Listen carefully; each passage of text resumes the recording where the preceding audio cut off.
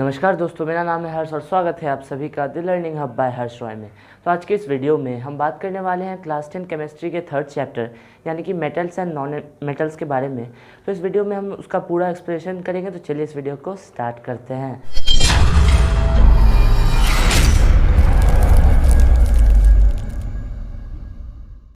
तो इस वीडियो को स्टार्ट करने के बाद गाइस पहला जो हमें पढ़ना है वो है physical and chemical properties of metals and non metals. तो पहले फिजिकल प्रॉपर्टीज़ की बात करें तो मैं यहाँ पे डिफरेंस बना के आपको दिखा रहा हूँ जिससे आपको समझने में आसानी हो और आप नोट्स में भी इसे डाल पाओ। तो मेटल्स मेलिएबल और डक्टाइल होते हैं। मेलिएबल का मतलब जिसे हम पीट कर शीट्स बना सकते हैं जिसके, और डक्टाइल मतलब जिसके हम लॉन्ग वायर्स बना सकते हैं। और ये नॉन मेटल्स ब्रिटल होते हैं, इसे अगर आप ठोकेंगे तो वो जल्दी ब्रेक हो जाएंगे। ये गुड कंडक्टर ऑफ हीट होते हैं मेटल्स, और non metals bad conductor of heat and electricity. और metals good conductors of heat and electricity होते हैं। मेटल्स मेनली शाइनी होते हैं लेकिन ये शाइनी नहीं होते नॉन मेटल्स। अब यहाँ पे आपको मेनली पढ़ना है इसमें एक्सेप्शन वाला केस, जैसे कि मेटल स्ट्रॉन्ग होते हैं लेकिन जो अल्कली अर्थ मेटल्स हैं जैसे कि सोडियम, लिथियम, पोटाशियम वो वीक होते हैं। वैसे ही नॉन मेटल्स वीक होते हैं लेकिन डायमंड जो है वो हार्डेस्ट सब्सटेंस है, आप जानते हैं, तो ये एक एक्सेप्शन है। वैसे ही high melting and boiling point होता है मेटल्स का, लेकिन अल्कली अर्थ मेटल्स का low boiling and melting point होता है।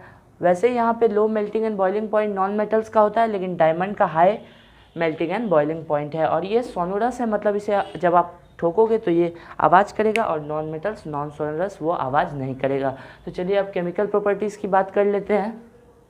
तो अब अगर हम लोग बात कर ले केमिकल प्रॉपर्टीज़ की गाइस, तो केमिकल प्रॉपर्टीज़ में मेटल्स की अगर हम बात करें तो ये हमेशा बेसिक ऑक्साइड बनाता है। अगर आपको मेटल का कोई ऑक्साइड दे दिया जैसे ये Na2O, तो आपको बोला इसका नेचर बताइए, तो आप बोलेंगे कि ये बेसिक ऑक्साइड है। वही नॉन मेटल एसिडिक ऑक्साइड बनाता है।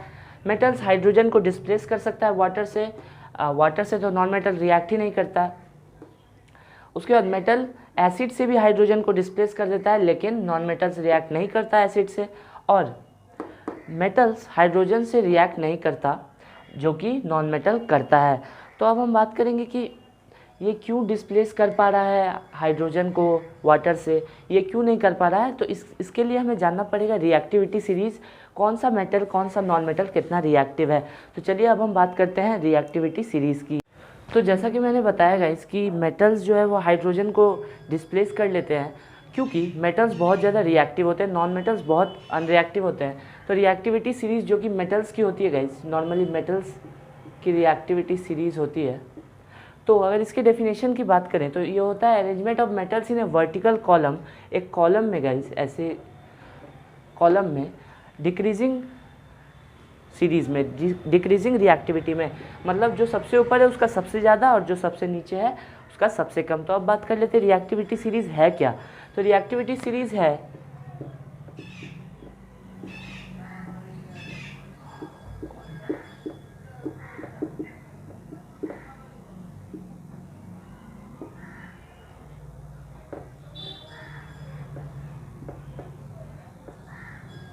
तो यही रिएक्टिविटी सीरीज़ होगी गाइज। आप देख सकते हो मैं सही हूँ या गलत, ये आप देख सकते हो। तो ये आपको याद कैसे करना है, तो ये आप सिंबल्स के मतलब तो जानते ही होंगे। के का मतलब potassium, sodium, calcium, magnesium, aluminium, zinc, iron, lead, hydrogen, copper, mercury, silver और गोल्ड। तो ये तो आप जानते ही होंगे। तो ये याद कैसे करना है गाइस, तो आपको एक मैं सेंटेंस दे रहा हूँ वो आप समझ लो, आपको पूरा रिएक्टिविटी सीरीज़ याद हो जाएगा। जैसे के फॉर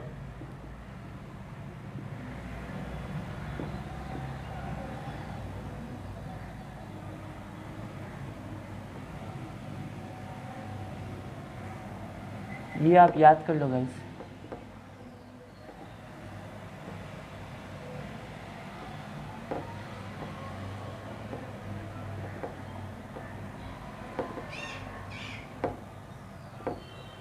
ये आपको याद रखना चाहिए गाइस। कैटरीना ने कार मांगा ऑल्टो जेन फरारी, फिर भी क्यों मिली सिल्वर ऑडी। कैटरीना से के मतलब पोटेशियम, ने Na मतलब सोडियम, कार Ca यहाँ पे कैल्शियम, मांगा Mg मैग्नीशियम, ऑल्टो मतलब Al, जेन मतलब Zn, फरारी Fe, Pb फिर भी, H यहाँ पे आपको याद रखना है कॉपर के हमेशा ऊपर होगा, ऐसे इसका ज़रूरत तो आपको पड़ेगा नहीं, H हटा ही देता हूँ मैं। क्यू से सी से आप क्यू याद रख लो। एच जी आपको बस एक याद रखना गाइस, मरकरी एम से होता है तो मिली, एच जी हमेशा याद रखना है। सिल्वर और डी मतलब ए जी मतलब सिल्वर का सिंबल और ए यू मतलब गोल्ड का। तो सब चीज़ यहाँ पे जो भी रिएक्शंस होते हैं गाइस वो रिएक्टिविटी सीरीज़ से ही होते हैं। तो अगर आपको रिएक्टिविटी सीरीज़ याद हो गई तो आपको बहुत कुछ आपके लिए आसान हो गया। तो ये लीस्ट रिएक्टिव है गोल्ड, नीचे और प्लेटिनम आपको और पढ़ने नहीं है, इतना ही आपके सिलेबस में है। तो ये पढ़ने से आपका हो जाएगा। तो अब एक क्वेश्चन आता है गाइस कि जो ऊपर वाले एटम्स है जैसे पोटेशियम हो गया, सोडियम हो गया, कैल्शियम हो गया, इसे हम केरोसिन ऑयल में क्यों रखते हैं? तो आप कहोगे कि क्योंकि ये बहुत रिएक्टिव होते हैं और अगर इसे हम ओपन में रखेंगे तो ये फायर अपने आप फायर उससे निकल जाएगा, फायर कैच कर लेगा क्योंकि वो बहुत रिएक्टिव होता है, एयर से भी बहुत जल्दी रिएक्ट कर जाएगा। तो ये क्वेश्चन ऐसा आ सकता है गाइस। तो अब रिएक्टिविटी सीरीज़ और केमिकल प्रॉपर्टीज़ मैंने आपको मेटल्स एंड नॉन मेटल्स के बता दिए हैं। तो अब एक छोटा सा टॉपिक और बचता है यहाँ पे कि एक्वा रीजिया। एक्वा रीजिया क्या होता है गाइस? एक्वा रीजिया आपको समझना जरूरी है। एक्वा रीजिया ये एक मिक्सचर है गाइस, मेनली मिक्सचर है। एक्वा रीजिया एक मिक्सचर है मेनली गाइस। आपको एक्वा रीजिया कभी कभी पूछ लिया जाता है जिसमें एक पार्ट नाइट्रिक एसिड होता है, 1:3 में होता है, जिसमें एक पार्ट नाइट्रिक एसिड और 3 पार्ट आपका हाइड्रोक्लोरिक एसिड मतलब HCl होता है। तो एक्वा रीजिया का आपको यूजेस पूछ लिया जाता है। ये गोल्ड प्लेटिनम को साफ़ करने में, उसे पिघलाने में भी काम आता है गाइस। तो यहाँ पे ऐसे ही अब हम आगे बढ़ते हैं, आगे हम पढ़ेंगे बॉन्ड के बारे में, कौन कितना स्टेबल होता है उसके बारे में। तो चलिए आगे देखते हैं। तो अब हमें मेनली बॉन्डिंग पढ़नी है गाइस, केमिकल बॉन्डिंग, जिसमें हमें आयोनिक बॉन्ड और कोवेलेंट बॉन्ड के बारे में पढ़ना है। तो बॉन्ड कब बनता है? जब दो मेटल्स या नॉन मेटल्स रिएक्ट करते हैं तब एक बॉन्ड बनता है। तो बॉन्ड से पहले हम जानेंगे कि पहले कैटायन और एनायन क्या होता है। तो आपको पता होगा पॉजिटिवली चार्ज मतलब जैसे Na+, ये एक कैटायन है और Cl- ये एक एनायन है। तो हमें जानना है कि आयन क्या होता है। हम लोग जानते हैं चार्ज पार्टिकल होता है। और अब हम पॉजिटिवली चार्ज मतलब कैटायन कैसे फॉर्म होता है। जैसे कि एक हम लोग जानते हैं कि Na+ होने वाला Na मेटल हमेशा कैटायन बनता है गाइस, और नॉन मेटल्स एनायन। तो आप मेटल यहाँ पे देख लिया आपने कि ये सोडियम मेटल है, तो आपने ये जान लिया है कि ये कैटायन बनने वाला है। तो इसमें हम जब एक माइनस कर देंगे, एक इलेक्ट्रॉन इससे निकाल देंगे, तब ये कैटायन बनेगा मतलब Na+। जिससे आपको इलेक्ट्रॉनिक कॉन्फ़िगरेशन पहले इसकी याद रखनी पड़ेगी। जैसे कि आपने 9 में याद रखा ही होगा इसका इलेक्ट्रॉनिक कॉन्फ़िगरेशन, जिसका जैसे सोडियम का 281 होता है गाइस, 281। तो स्टेबल होने के लिए हम आयन बनाते हैं, क्योंकि कैटायन और एनायन बनाते हैं ताकि वो स्टेबल हो जाए, मतलब उसका सारा ऑक्टेट फिल हो जाए। हम लोग जानते हैं लास्ट में जब 8 रहे या लास्ट में 2 रहे, 2 मतलब जैसे कि कभी कभी हीलियम का लास्ट में 2 है तो वो ऑक्टेट फिलअप है सिर्फ हीलियम का, और यहाँ पे जैसे लास्ट में 8 रहे तो उसका ऑक्टेट फिल हो जाता है। जैसे कि हम इससे अगर 1 निकाल दें, आप देख सकते हैं, तो इसका ऑक्टेट फिल हो जाएगा। तो एक हमने माइनस कर दिया जिससे ये Na+ बन गया और इसका ये ऑक्टेट 28 मतलब ये फिल हो चुका है। तो इसी की वजह से हमें आयन बनाना पड़ता है गाइस। तो अगर आपको वो लिस्ट चाहिए कि किसका इलेक्ट्रॉनिक कॉन्फ़िगरेशन कितना होता है तो आप मुझे बताना, मैं इलेक्ट्रॉनिक कॉन्फ़िगरेशन पे एक सेपरेट वीडियो आपके लिए बना दूंगा। तो अब हम बात करेंगे बॉन्डिंग की। जैसे कि आपने देख लिया ये कैसे बनता है। जैसे कि और एक एग्जांपल लेके मैं आपको बताता हूँ। जैसे कि मैग्नीशियम ये एक मेटल है, आप जानते हो ये कैटायन बनेगा, लेकिन इसका इलेक्ट्रॉनिक कॉन्फ़िगरेशन 282 है। इलेक्ट्रॉनिक कॉन्फ़िगरेशन इसका 282 है, 282। तो यहाँ पे हम लोग कितना इलेक्ट्रॉन माइनस करेंगे बताइए? 2 इलेक्ट्रॉन यहाँ से जब हम हटा देंगे तो यहाँ पे Mg2+ बनेगा, क्योंकि 2 हटाया है, और यहाँ पे इसका 28 आ जाएगा, जो कि ये पूरा इसका ऑक्टेट फिलअप हो चुका है। तो अब हम बात करते हैं इलेक्ट्रॉन डॉट रिप्रेजेंटेशन की गाइस, जो कि आपने पढ़ा ही होगा कि 4 सेल होते हैं KLMN, एक अंदर होता है KLMN, ऐसे सेल होते हैं KLMN। तो जो लास्ट वाला होता है 281 है, जैसे कि ये सोडियम का है गाइस, तो यहाँ पे अंदर सोडियम, ये सोडियम का है मान लो, तो ये सोडियम का, ये KLM और एक ये N हो गया गाइस, KLMN KLM, जैसे आप देख सकते हैं K में 2 है तो यहाँ पे हम कोई भी जगह 2 डॉट दे देंगे। L में 8 है तो 1 2 3 4 5 6 7 8 दे देंगे, और M में 1 है तो 1 कहीं दे देंगे। ये इलेक्ट्रॉन डॉट रिप्रेजेंटेशन हो गई गाइस। तो अब हम बात कर लेते हैं मेनली बॉन्ड की। तो दो तरह के बॉन्ड होते हैं, एक आयनिक बॉन्ड होता है और एक कोवेलेंट बॉन्ड होता है गाइस। तो पहले बात कर लेते हैं हम आयोनिक बॉन्ड की। तो पहले अगर हम लोग बात कर ले आयोनिक बॉन्ड की गाइस, तो ionic bond is a type of bond which is formed by the transfer of electrons. Electrons को ट्रांसफर करके होता है गाइस। ये मेनली मेटल नॉन मेटल में होता है। आपको एक कंपाउंड का नाम दे दिया जाएगा गाइस, जैसे कि NaCl, तो आपको बोला जाएगा उसका आयोनिक बॉन्ड फॉर्मेशन दिखाइए। जैसे कि NaCl आपको दे दिया गया NaCl, तो पहले हमें इसे Na लेना पड़ेगा और Cl अलग अलग लेना पड़ेगा। दो इसमें मेटल और नॉन मेटल है, हमें इसमें बॉन्ड दिखाना है तो पहले इसे अलग अलग हमने ले लिया। तो अब इसका हम लोग इलेक्ट्रॉनिक कॉन्फ़िगरेशन लिखेंगे। जैसे कि इसका 281 है, इसका हम लोग जानते हैं कि 287 है, 287। हम लोग हमेशा जानते हैं कि हम लोग इसमें सोडियम से, मेटल से हमेशा एक जितने भी हो हम लोग निकालेंगे इलेक्ट्रॉन और नॉन मेटल में देंगे, क्योंकि नॉन मेटल इलेक्ट्रॉन गेन करता है और ये इलेक्ट्रॉन डोनेट करता है मेटल, आप ये जानते होंगे। तो ये जब हम लोग इससे एक इलेक्ट्रॉन निकालेंगे -E-, तो ये Na+ बनेगा जिसका इलेक्ट्रॉनिक कॉन्फ़िगरेशन 28 होगा और ये स्टेबल हो जाएगा। और यहाँ पे हम लोग एक इलेक्ट्रॉन प्लस करेंगे जो कि ये Cl- होगा और इसका 288 ऑक्टेट फिलअप इसका भी हो जाएगा। तो अब हम यहाँ से आप देख सकते हैं एक सोडियम है Na+ और एक यहाँ पे क्लोरीन है, तो यहाँ पे हम लोग Na ले लेंगे प्लस Cl ले लेंगे।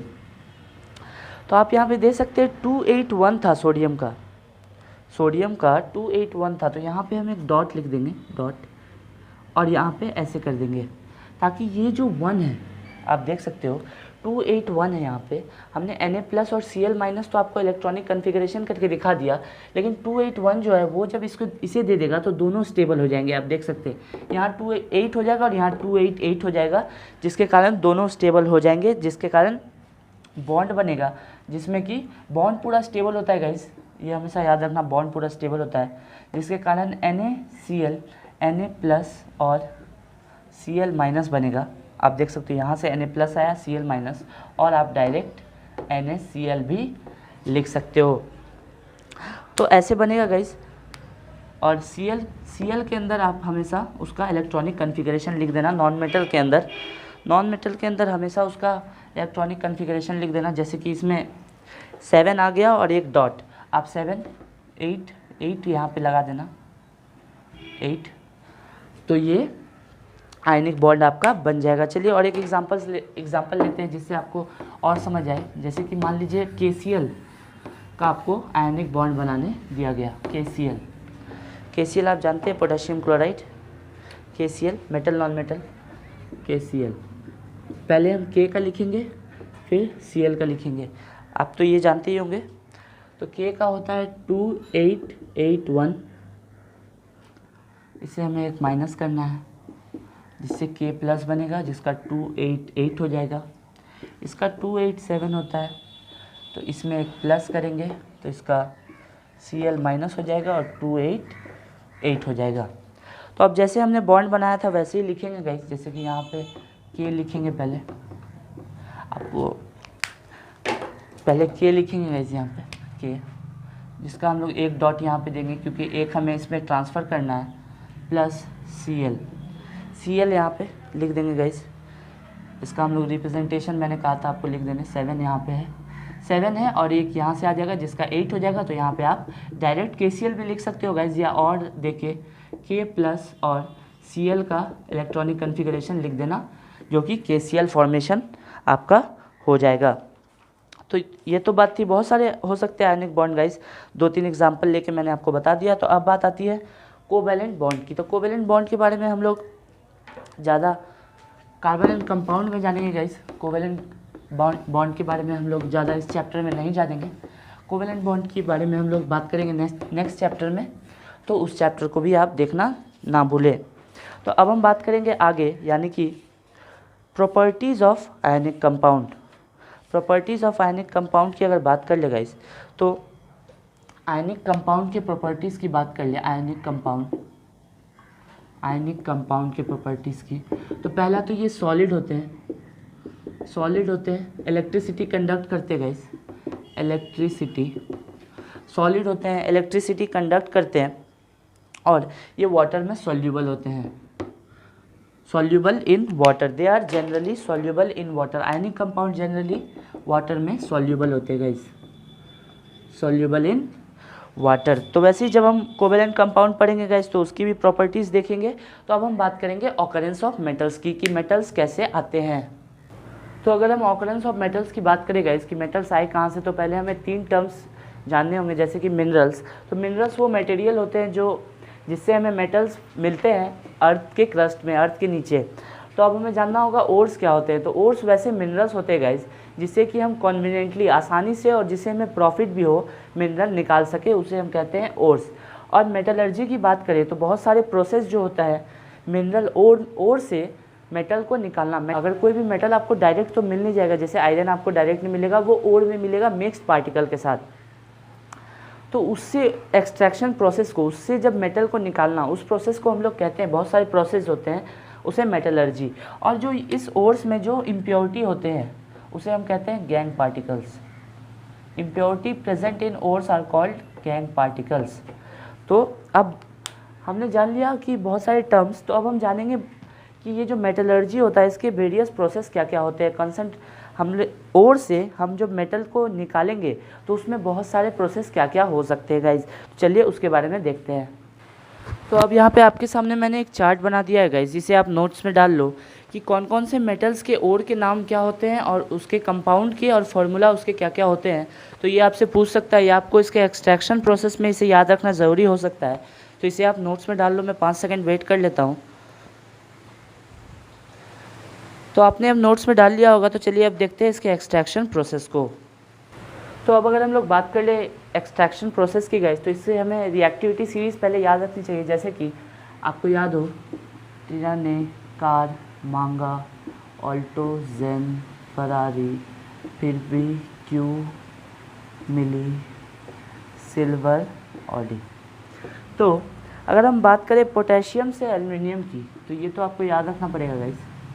इससे हम इसके जो ओर होगा, इसका जो क्लोराइड या ऑक्साइड का ओर होगा, उसे हम इलेक्ट्रोलाइसिस करेंगे। इलेक्ट्रोलाइसिस ऑफ मोल्टेन क्लोराइड और ऑक्साइड। जैसे कि हम NaCl का एग्जांपल ले लेते हैं गाइस। NaCl ये सोडियम का क्लोराइड है। तो इसमें जब हम इलेक्ट्रोलाइसिस करेंगे, इलेक्ट्रिसिटी डालेंगे, तो ये Na प्लस प्लस Cl- अलग अलग हो जाएगा।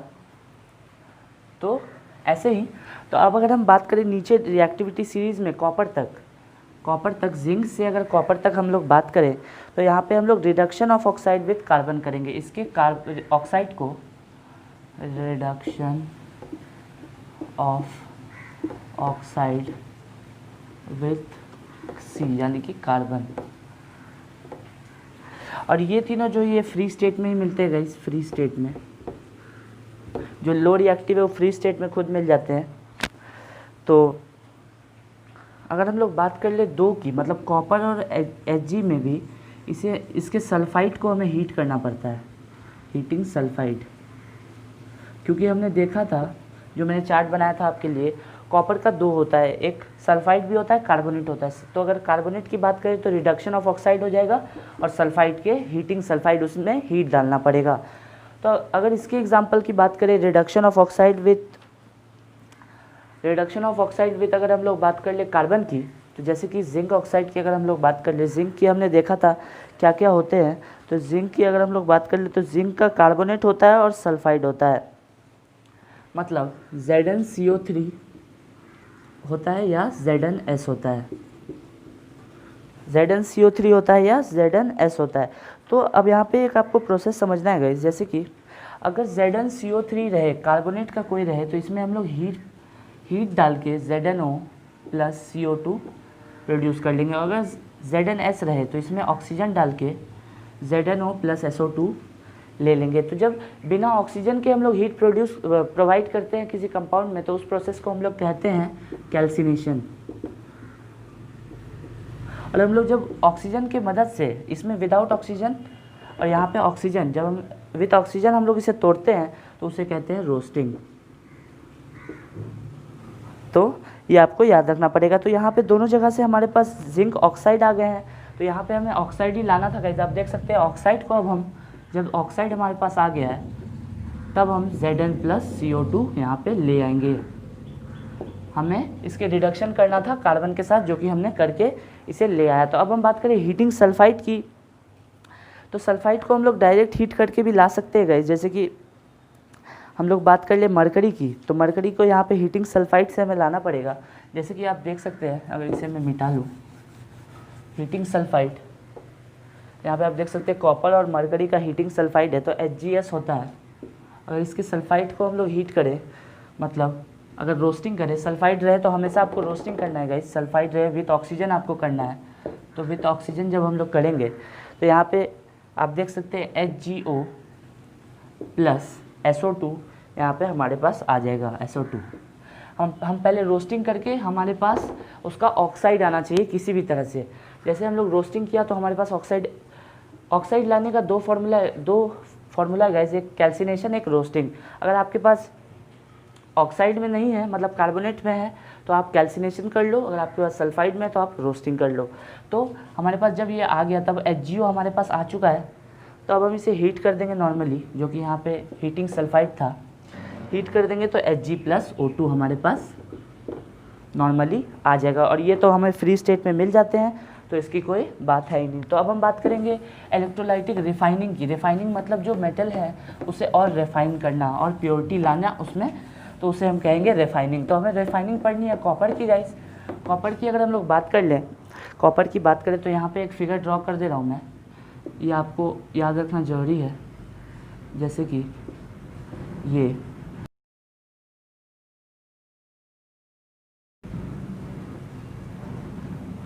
ये फिगर मैं आपको ड्रॉ कर दे रहा हूँ गाइस।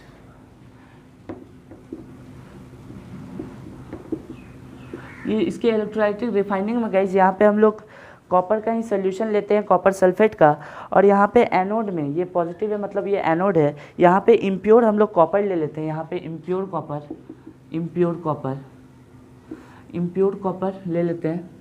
यहाँ पे हम लोग प्योर कॉपर ले लेते हैं, उसी का हम लोग कॉपर सॉल्यूशन ले लेते हैं गाइस, यहाँ पे कॉपर सॉल्यूशन, और ये एक सर्किट से जुड़ा हुआ है। तो जब हम इसे स्विच ऑन करेंगे गाइस, तो ये जो इम्प्योर कॉपर है ये कॉपर छोड़ने लगेगा, और ये सॉल्यूशन है ये भी कॉपर छोड़ने लगेगा। एज ए रिज़ल्ट ये जो थिक कॉपर है ये थिन हो जाएगा और ये थिक हो जाएगा, जिसके कारण वहाँ पे हमें प्योर कॉपर मिल जाएगा। तो इसके अगर रिएक्शन की बात करें तो यहाँ पे एट कैथोड, अगर रिएक्शन की बात करें एट कैथोड रिएक्शन की बात करें तो यहाँ पे Cu2+ है गाइस, इम्प्योर है, Cu2+ है। जब हम लोग हीट डालेंगे तो ये 2- निकल जाएगा और Cu हमारे पास बच जाएगा कॉपर, जो कि इधर जाके डिपॉजिट हो जाएगा कैथोड में। तो अगर एनोड की बात करें, एनोड की अगर बात कर ले तो यहाँ पे सिर्फ कॉपर रहता है एनोड में, क्योंकि प्योर है। और इसे जब हम लोग माइनस करेंगे 2E- तो Cu2+ यहाँ पे हमारे पास, ये रिएक्शन आपको दो याद रखने पड़ेंगे इसके लिए, कॉपर की रिफाइनिंग के लिए। तो अब बात आती है कोरोशन की गाइस। तो जो ईटिंग अप ऑफ मेटल्स होता है by the action of air moisture, तो उसे हम कोरोशन कहते हैं, जो जिसका एग्जांपल रस्टिंग ऑफ आयरन है। तो उसे हम लोग कैसे ठीक कर सकते हैं, जैसे कि गैल्वनाइजेशन करके, उस पर पेंटिंग करके, और भी बहुत कुछ है, तो वो आप याद रख लेना। हम प्रिवेंशन कैसे कर सकते हैं वही लिखा हुआ है। तो अब बात आती है एलॉय की। एलॉय क्या होता है? एलॉय होता है homogeneous mixture of metals and non metals. तो जो मिक्सचर होता है मेटल्स एंड नॉन मेटल्स का होमोजीनियस, उसे हम कहते हैं एलॉय। तो एलॉय हमें मेनली पढ़ना है स्टेनलेस स्टील का। तो स्टेनलेस स्टील में गाइज एलॉय होता है निकल क्रोमियम आयरन का होता है, तो उसे हम स्टेनलेस स्टील कहते हैं। और 2-3 हमें एलॉय पढ़ने हैं, जैसे कि ब्रास हो गया, ब्रास कॉपर और जिंक का एलॉय होता है। ब्रोंज हो गया, कॉपर टीन का होता है। सोल्जर हो गया, सोल्जर जो है गाइस वो एक लेड रहेगा, और जिसका सोल्जर जो है वो टिन और लेड का होता है। और एमलगम में गाइस एक, जैसे कि आपको कह दिया सोडियम एमलगम, तो एक उसमें मरकरी रहेगा ही और एक सोडियम, जैसे सोडियम और मरकरी। तो ऐसे आप याद रख सकते हो। तो ये चैप्टर इसी के साथ कंप्लीट होता है गाइस। आशा करता हूँ ये वीडियो आपको पसंद आई हो। अगर ये वीडियो आपको पसंद आई हो तो प्लीज़ लाइक शेयर सब्सक्राइब करना ना भूलें। Thank you all, bye bye.